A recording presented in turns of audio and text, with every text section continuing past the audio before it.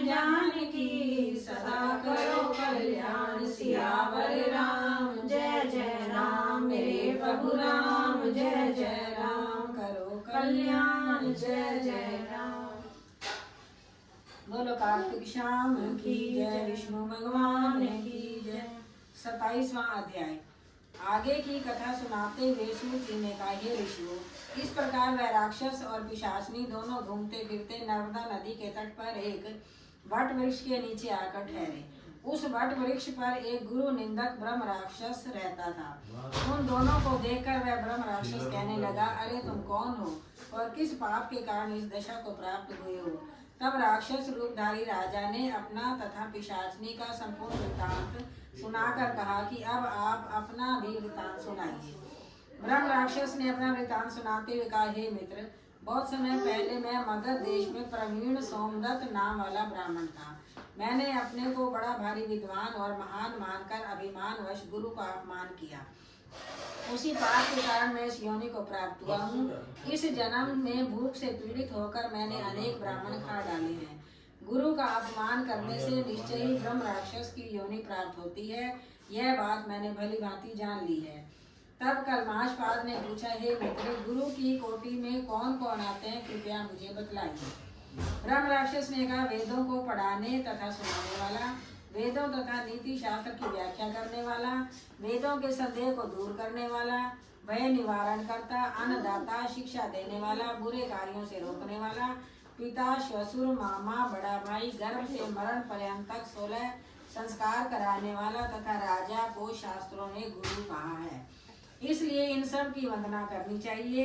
यह सुनकर कलमाशपाद ने आगे पूछा, हे भाई, तुमने अनेक गुरु कहे हैं, इनमें से कोई बड़ा भी है या सभी बराबर हैं?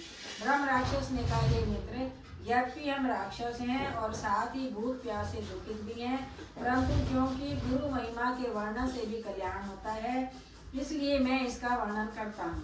सब गुरु बराबर हैं, फिर भी इस संबंध में शास्त्रों का कथन सुनो। वेद तथा मंत्रों का उपदेश करने वाला, धर्म शास्त्रों तथा पुराणों के व्याख्याता तथा उपदेश करता, ये विशेष गुरु माने गए हैं। इनमें से प्रमुख गुरु वह है जो देव पूजन करावे, देव पूजा का फल बतलावे अथवा गुप्त मंत्र का उपदेश दे। ब्रह्म राक्षस ने अपने राक्षस बनने की कथा सुनाते हुए कहा, मैंने धर्म, अर्थ, काम और मोक्ष देने वाले सभी पुराण गौतम ऋषि से सुने थे। एक समय मैं शिव जी का पूजन कर रहा था कि उसी समय महर्षि गौतम वहां पर आ गए। मैं पूजा में ही लगा रहा और मैंने खड़े होकर उनको प्रणाम नहीं किया। तब शिव जी ने गुरु का अपमान करने के कारण मुझे ब्रह्म राक्षस बना दिया। यह कथा सुनाते हुए सूत जी ने कहा, हे ऋषियों, इस प्रकार गुरु की महिमा का वर्णन करने तथा सुनने से उन तीनों के पाप नष्ट हो गए। ठीक उसी समय उन्होंने कुछ दूरी पर गर्ग मुनि को आते हुए देखा तो पिशाचनी तथा दोनों राक्षस उन्हें अपना भोजन जान दोनों हाथ उठाकर उनकी ओर भागे। परंतु गर्ग मुनि के द्वारा शिव जी का नाम लिए जाने पर उनके समीप न जाकर पिशाचनी दूर से ही कहने लगी, हे महात्मन, आपको नमस्कार है। हमने कितने ही ब्राह्मण खा डाले हैं, परंतु महादेव जी का नाम स्मरण करने के कारण आप सुरक्षित हैं। तब गर्ग मुनि ने तुलसी युक्त जल से उनका अभिषेक किया। उस जल का स्पर्श होते ही वे तीनों राक्षस योनि से मुक्त होकर देव रूप हो गए। ब्राह्मणी और सोमदत्त विष्णु रूप होकर गर्ग मुनि की स्तुति करने के बाद विष्णु लोक को चले गए। उन दोनों के वैकुंठ जाने के पश्चात श्राप मुक्त राजा कलमाशपाद सोच में पड़ गया। उसको इस प्रकार शोक में निमग्न देखकर गुप्त रूप से सरस्वती जी बोली, हे राजन, तुम किसी प्रकार की चिंता मत करो।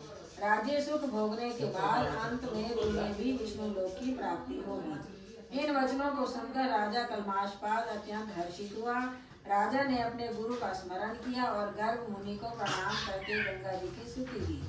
इसके बाद राजा भगवान विष्णु का स्मरण करता हुआ काशी जी चला गया। काशी जी में 6 मास रहकर राजा गंगा जी में स्नान और विश्वनाथ महादेव के दर्शन करते हुए आनंद प्राप्त करता रहा और इसके बाद प्रसन्नता पूर्वक अपने राज्य में आया।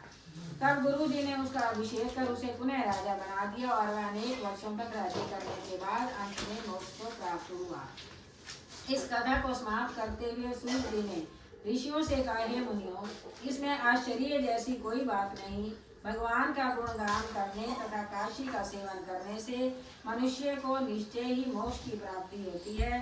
तो गंगा जी में स्नान मात्र करने से ही करोड़ों जन्मों के पाप समाप्त हो जाते हैं। बोलो कार्तिक श्याम की जय, विष्णु भगवान की जय।